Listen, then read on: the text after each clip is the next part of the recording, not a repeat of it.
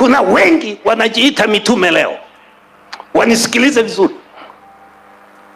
Mimi nasema wanaojiita mitume leo wote sio mitume. Jina la Bwana libarikiwe.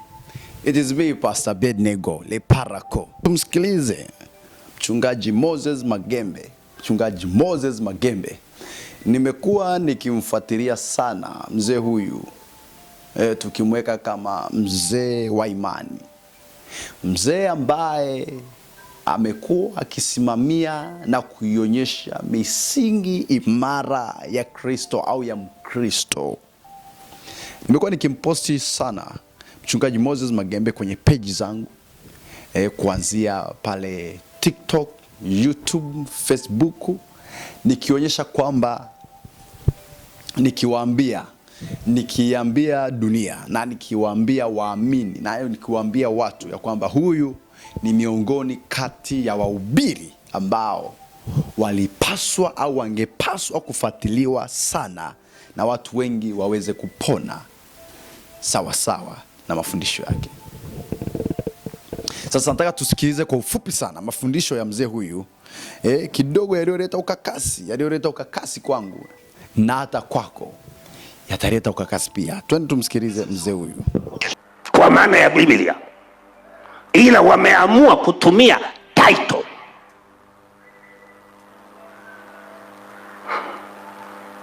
Kama wapo mitume kati yao, basi ni mmoja wawili, na utanielewa. Neno mtume lina vyanzo viwili.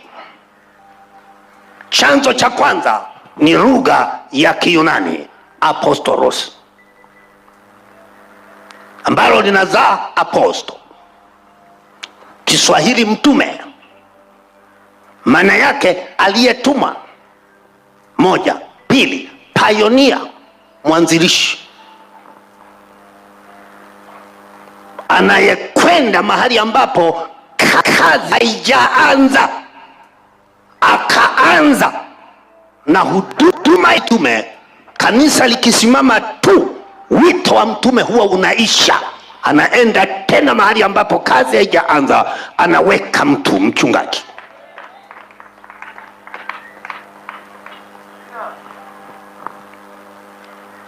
Sasa wengi wanaojiita mitume leo wako mijini wakigawa maji, wakigawa chumvi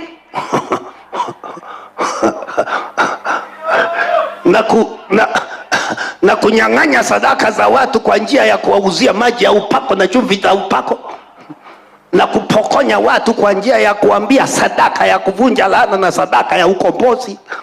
Sadaka ya ukombozi ni hii tu, ni Yesu Kristo basi, hakuna sadaka nyingine ya ukombozi. Na nilikuwa nafundisha pale, huo ni unyang'anyi. Unapoongea komboa, neno komboa is paying a price, ni kulipa gharama. Kukomboa ni kulipa gharama ili ukichukue hicho kitu katika mikono ya aliyekishikilia. Yesu mwanadamu alipotenda dhambi akajiuza mikononi mwa shetani, akawa miliki ya shetani. Mungu anakuja kumkomboa. Gharama ya kumkomboa ni kifo cha Yesu.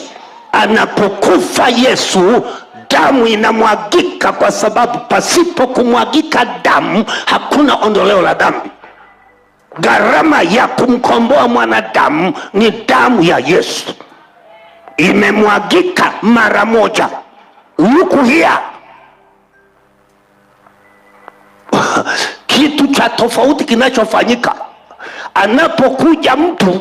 Wewe ndio mwenye matatizo, kwa hiyo wewe ndio unatakiwa kukombolewa, si ndio? Sasa yeye anayefanya kazi ya kukutaka wewe ukombolewe, kimsingi katika elimu ya kitoto kabisa, anatakiwa yeye basi, kama ni heri inahitajika, yeye ndio alipe. Sasa nakudaije wewe unayetaka kukombolewa? Maana anayekomboa ndio hulipa gharama ya kumkomboa huyu anayetaka kukombolewa. Sasa wewe unadaiwa tena hela. Hivi una akili sawa sawa?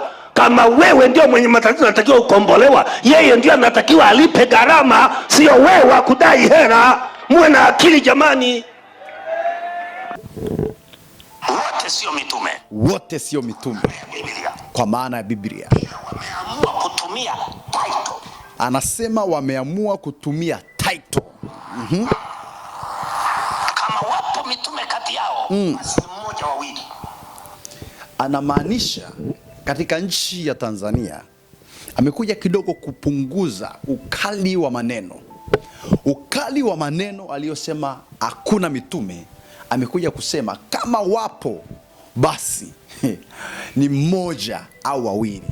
Sasa swali langu la kwanza, mtume Bulldozer Mwamposa pale Kawe si mtume, utajaza mwenyewe. Swali langu la pili, mtume Josephati Mwingira pale Mwenge ni mtume au sio mtume, utajaza mwenyewe. Changamoto yangu si maana ya neno mtume.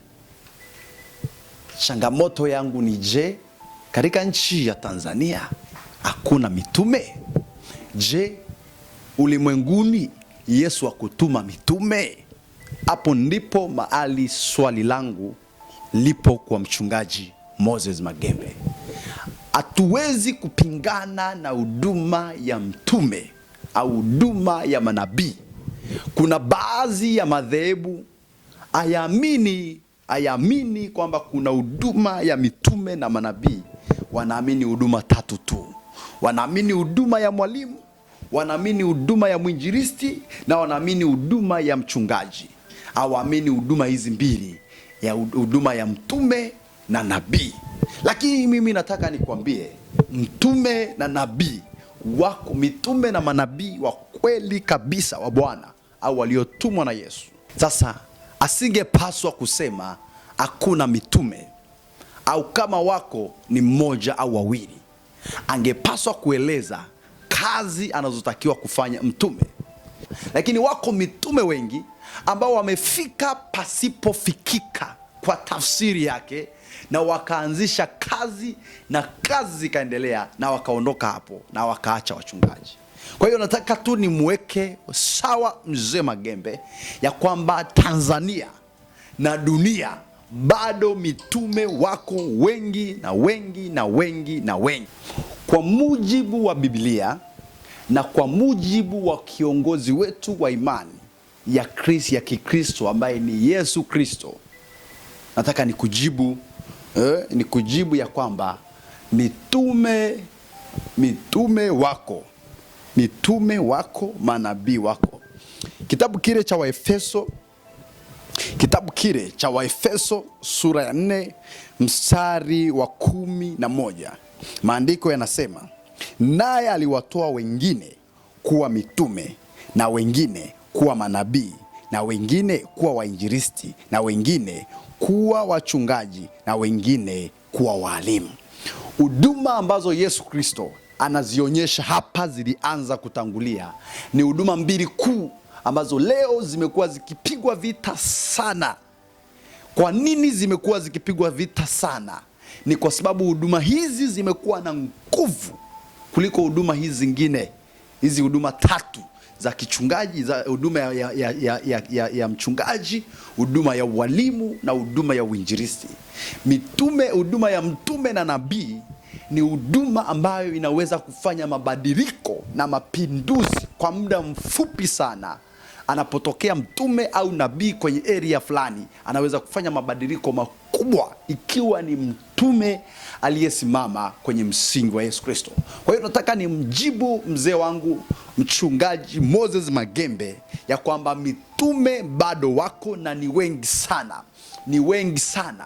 Sema changamoto ya huduma hii imevamiwa. Ina mitume wengi feki na manabii wengi feki. Lakini nataka nikwambie, mahali penye feki pana original. Bado wako mitume, bado wako manabii waliotumwa na Yesu. Katika hizi huduma tano, Yesu aliwatoa wengine kuwa mitume, wengine kuwa manabii, wengine kuwa wainjilisti, wengine kuwa walimu, wengine kuwa wachungaji. Hatuwezi pingana na huduma hizi tano ambazo Yesu Kristo peke yake alizitoa zifanye kazi. Ukisoma mstari huu wa 12, anasema hizi huduma zote 5 zinafanya kazi kwa kusudi moja. Zinafanya kazi kwa kusudi moja. Huu mstari wa 12 anasema kwa kusudi. Anasema kwa kusudi la kukamilisha, kwa kusudi la kuwakamilisha watakatifu, hata kazi ya huduma itendeke, hata mwili wa Kristo Yesu ujengwe. Hizi huduma 5 ndio zimepewa kibali na zimepewa ruhusa za kuhakikisha zinafanya kazi ya Kristo itendeke, ili hata mwili wa Kristo upate kujengwa. Tanzania bado mitume wako. Tanzania bado manabii wako, na ni wengi sana, na ni wengi sana, na ni wengi sana, na wako waliofika mahali pasipofikika na wakafanya kazi ya injili, na mwili wa Kristo ukajengwa mahali pale. Mungu akubariki sana uliyeendelea kunifuatilia. It is me, Pastor Abednego Liparako. Wakati mwingine nitakuja kukuonyesha ni watumishi gani kwa sasa wanapaswa kufuatiliwa. Lakini pia kwa nyakati hizi za sasa, huyu ndiye mtumishi anayepaswa kufuatiliwa sana na kutegewa sikio. Anaweza kuiponya Tanzania, anaweza kuiokoa Tanzania, anaweza kusaidia watu wa Mungu. Ni kweli wameinuka wapigaji wengi walioitwa na matumbo yao na njaa, na ndio maana hata serikali yetu imeshindwa kuamini viongozi wa dini, watumishi wanaojiita watumishi wa Mungu, kwa sababu wamekuwa watumishi wanayenunuliwa kwa vipande 30 kama Yuda alivyomuuza Yesu.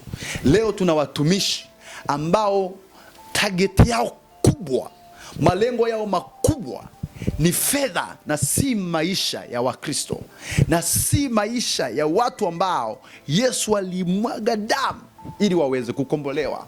Ninakusihi katika jina la Yesu, ukiona mtume, ukiona nabii, ukimwona mwinjilisti, ukimwona mchungaji, ukimwona yeyote kati ya hizi huduma 5 ambaye ana uchungu na maisha ya kondoo, huyo hayuko miongoni mwa hawa waliotolewa na Yesu Kristo. Kama Yesu alitoa hizi huduma 5 ziweze kufanya kazi kwa ajili ya kukamilisha, kwa ajili ya kujenga mwili wa Kristo, basi tujue kabisa na shetani na yeye aliwatoa na wengine, kwa sababu shetani kazi yake huwa anakopi na kupresti. Siku utakaponielewa, utaelewa ya kwamba si kila anayejiita nabii, anayejiita mchungaji, anayejiita mtume, anayejiita mwalimu ametokana na Yesu. Yesu alisema wengine watakemea pepo, watafundisha mafundisho mazuri na yenye mvuto, wataweka mikono juu ya wagonjwa na watapona, lakini atawaambia ondokeni kwangu, maana sikuwajui, maana siwajui wala siwatambui. Ninakuombea Baba, katika jina la Yesu, mtazamaji wangu anayenitazama asiweze kuibiwa na wachungaji feki walioinuka leo, wasio na mzigo na kondoo, walioingia makanisani kwa vikundi vya kupiga hela, kwa vikundi vya kukusanyana na kuendeleza uovu na uasi, na wanaosababisha jina la Yesu litukane. Baba, waepushe watu wako wanaitamani kweli na siku moja waione mbingu mpya na nchi mpya, wasikutane na wachungaji hawa feki, wahubiri hawa feki, mitume hawa feki, manabii hawa feki. Yesu, naomba mtazamaji wangu anayenisikiliza apate neema ya kuifikia toba na kweli yako, katika jina la Yesu, amen. This is me, Pastor Abednego Liparako.